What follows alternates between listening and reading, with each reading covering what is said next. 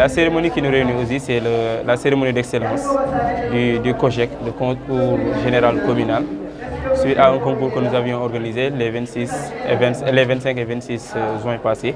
Nous avons décidé de primer les meilleurs élèves de Yeumbeul qui se sont bien distingués à travers ce concours-là. Ça a été une grande satisfaction pour nous d'organiser ce concours-là. Et nous avions 13 matières, 6 au niveau de la 3e, 4 au niveau de la terminale L et 3 au niveau de la terminale S. Et ça a été une très belle réussite pour nous parce que ça a permis aux élèves quand même de mieux se préparer par rapport aux épreuves du bac et du BFM qui les attendent. Et heureusement aussi, ça a suivi ce résultat-là, ça a suivi au niveau du bac parce que nous avons eu des mentions bien, des mentions très bien et aussi des premiers du centre au niveau du BFM. Pour nous, c'est une grande satisfaction. Le collectif a pour vocation pédagogique. Son rôle, c'est d'aider et encadrer les élèves et les étudiants de Yeumbeul. Donc, dans ce sens-là, nous sommes très satisfaits d'avoir contribué à promouvoir l'excellence ici au niveau de Yeumbeul. Le thème qui a été retenu, c'est les STEM et le développement. Vu que nous sommes dans un contexte de perspective d'exploitation des ressources pétrolières et gazières, pour nous, c'est une évidence de mettre en exergue les élèves, de leur mettre à l'évidence que les sciences sont l'avenir de ce pays-là.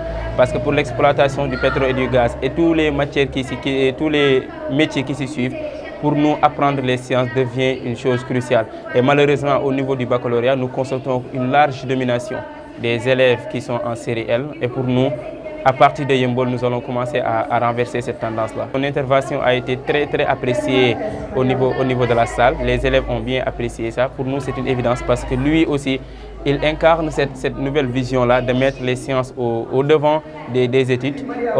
Ça nous permet aujourd'hui, nous organisateurs, mais aussi les élèves qui ont eu à voir son intervention, de se motiver davantage, de savoir que aussi, sur les matières scientifiques, ils peuvent réussir aussi. L'hépatite B est une maladie qui conduit malheureusement dans nos pays au cancer du foie, qui est une maladie mortelle. Il existe un vaccin. L'administration en une dose de ce vaccin se basait sur la transmission mère-enfant en Asie. L'étude de cette transmission a montré qu'elle était plus forte en Afrique qu'en Asie. Devait-on continuer à administrer en Afrique comme en Asie une seule dose aux enfants? Grâce au travail de modélisation mathématique et d'analyse mathématique des résultats obtenus, l'OMS a reformulé son protocole de vaccination de l'hépatite B en Afrique. Ce travail de recherche en mathématiques a été réalisé et publié dans une revue internationale reconnue par professeur Abdul Aziz Fall, un fils de Yeumbeul.